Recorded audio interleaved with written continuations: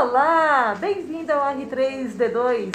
Hoje o R3D2 está diferente, estou sem o Rodolfo, porque eu estou fazendo aqui o passeio pela Estrada Velha de Santos. É um passeio interessante para a gente trazer os alunos, porque ele é um passeio interdisciplinar. Ele acaba pegando biologia, geografia, história e qualquer outra matéria aí que acaba se interessando também por esse passeio, né? Fala português também? Sim, português também, por que não? Não só na confecção dos relatórios, mas, por exemplo, né, depois a gente vai ver uma situação em que a nossa guia comenta, né, que foi feita, as casas foram feitas numa época em que não havia realizado ainda o primeiro acordo ortográfico, que é verdade. Depois eu explico tudo demais para vocês, tá certo?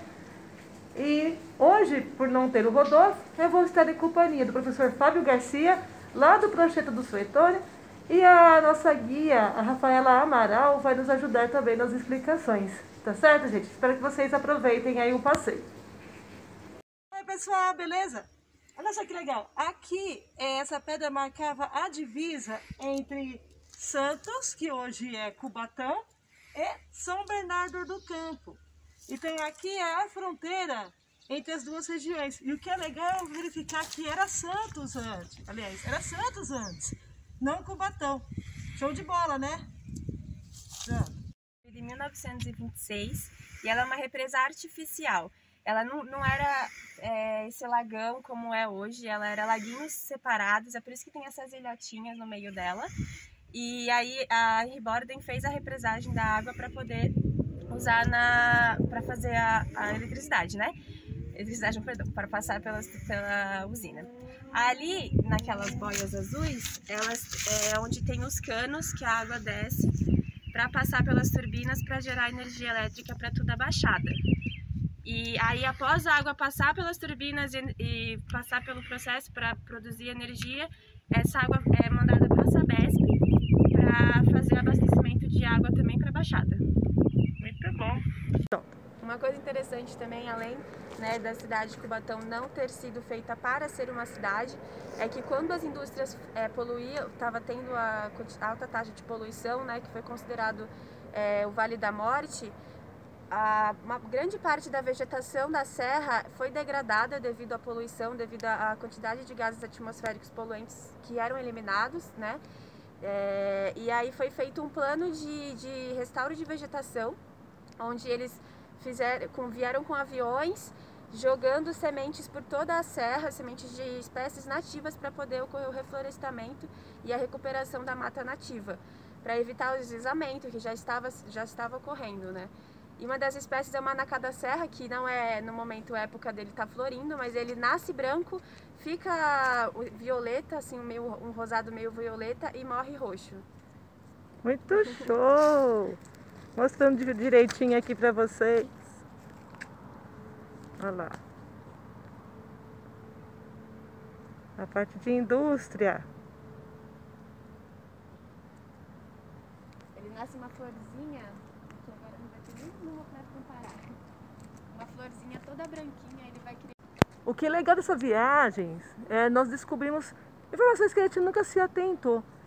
Lembra daquela placa que a gente viu separando Santos de São Bernardo e como toda a cidade de Cubatão? Por quê? Cubatão foi uma região criada para ser um centro industrial. Ela foi praticamente o nosso primeiro polo industrial brasileiro aqui. Não tinha a intenção de haver pessoas, e tanto que Cubatão ficou durante muitos anos com a questão dos poluentes. Então a gente pode perceber por meio desse ponto, né, que a gente tem aqui as partes mais de indústrias, né, grandes tonéis e tudo mais. E uma parte mais separada, que são as partes ali das casas, cidades. Por quê? Não teve jeito de não ter gente aqui. E aí depois ela acabou sendo habitada e mudando algumas regras em relação à questão da poluição, porque meio que era um local meio que livre para poder poluir. Olha que interessante.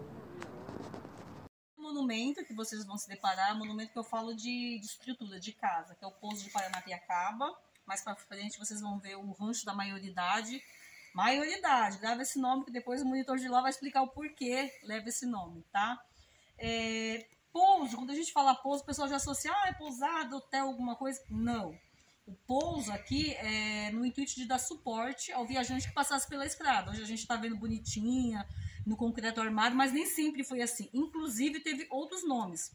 Em 1841, quem deu a ideia de abrir, dar uma picada nova na serra, foi o Tobias de Aguiar, tá? O brigadeiro.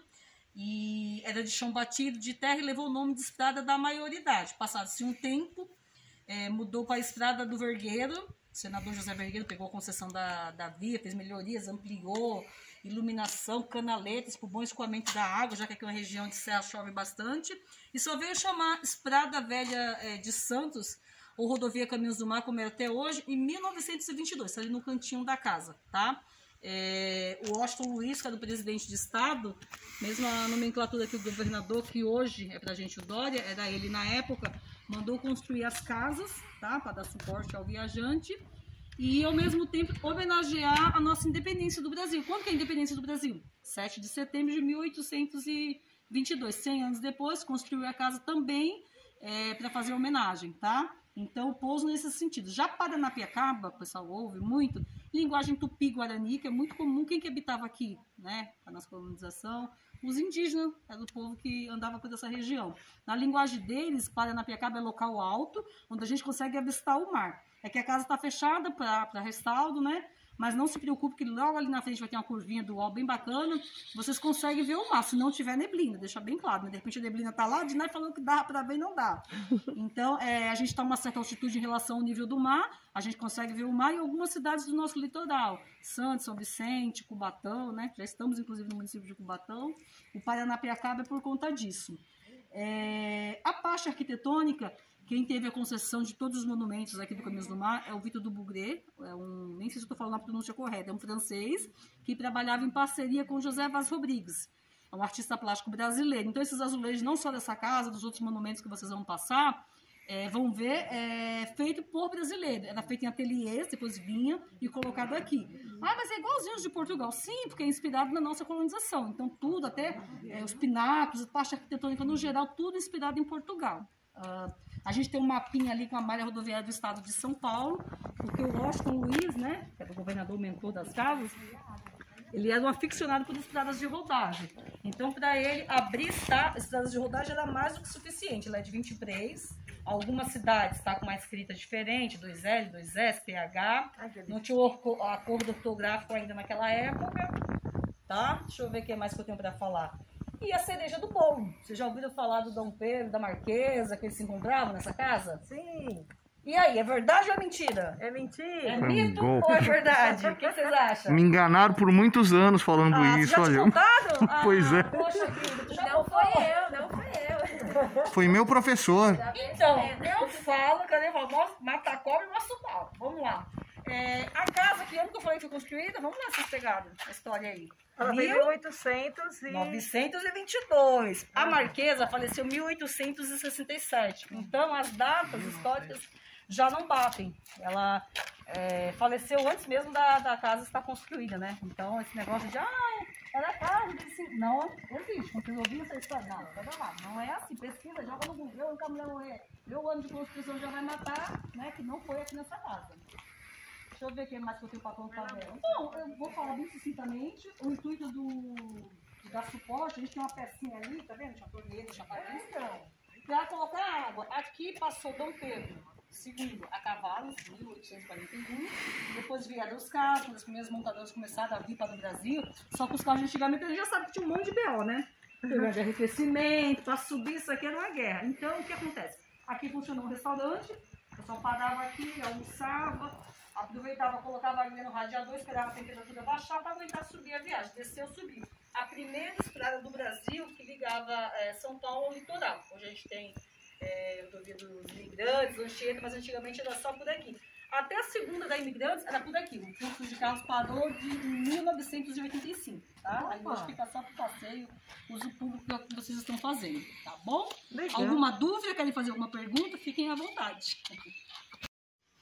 E aqui, ó, estamos no que sobrou de uma casa construída para abrigar os trabalhadores que estavam aqui construindo os monumentos na década de 1920, né? Vamos dar uma olhada nela.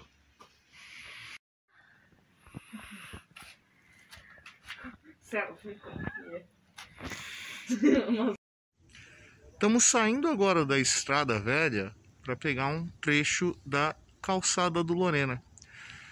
Calçada do Lorena é um dos mais antigos trechos que tem, que conectam a Baixada Santista à capital, né? Isso aqui originalmente era um caminho de índio, né? Obviamente não era calçado, mas era o trecho que os índios faziam para conectar a Baixada ao topo da serra. Aqui é o trecho mesmo da calçada, que dá para ver o calçamento feito e ver que tem toda a cara de picada no meio da mata mesmo, né?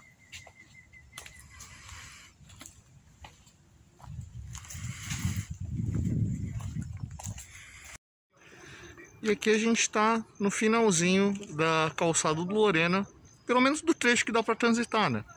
Porque conforme a estrada foi sendo feita, aqui ela foi cortando a Calçada do Lorena e acabou sobrando só pedaços dela que dá para visitar, né? Paramos nessa curva justamente por isso aqui, ó. Dá uma olhada nesse piso e o piso que tá lá para trás, né? Aqui de calçamento, lá no fundo de concreto armado. Esse calçamento aqui é chamado de calçamento de macadame, por causa do idealizador, um escocês chamado McAdam, né? Que aportuguesando ficou macadame. Feito em 1913. Lá pra frente, né? A de concreto armado, a partir de 1920. Estamos em outro ponto de parada, que é o Rancho da Maioridade. É outro pouso que tinha para os viajantes, chamado de Rancho da Maioridade, porque quando Dom Pedro II passou por aqui, ele ainda era jovem, tinha 14 anos, mas já tinha tido reconhecida a maioridade para a administração. E aqui vai ser nossa parada para almoço. Lembra de quando eu falei que aqui nós podemos trabalhar com diversas disciplinas? Pois é. Esse monumento que nós estamos, que o Fábio já explicou um pouquinho sobre ele para vocês, é o último ponto da Calçada do Lorena. Então, quem vem a pé, descendo aqui a Estrada Velha e prefere pegar justamente esse caminho dos índios, né, acaba desembocando aqui. Então, educação física também é nóis! Para poder fazer um bom e velho step. Então aqui é um passeio para vocês realmente se divertirem e aproveitar o máximo. E aqui a gente encerra no ponto onde começa o caminho para a subida da serra. Lá de cima, de onde a gente veio. Enfim.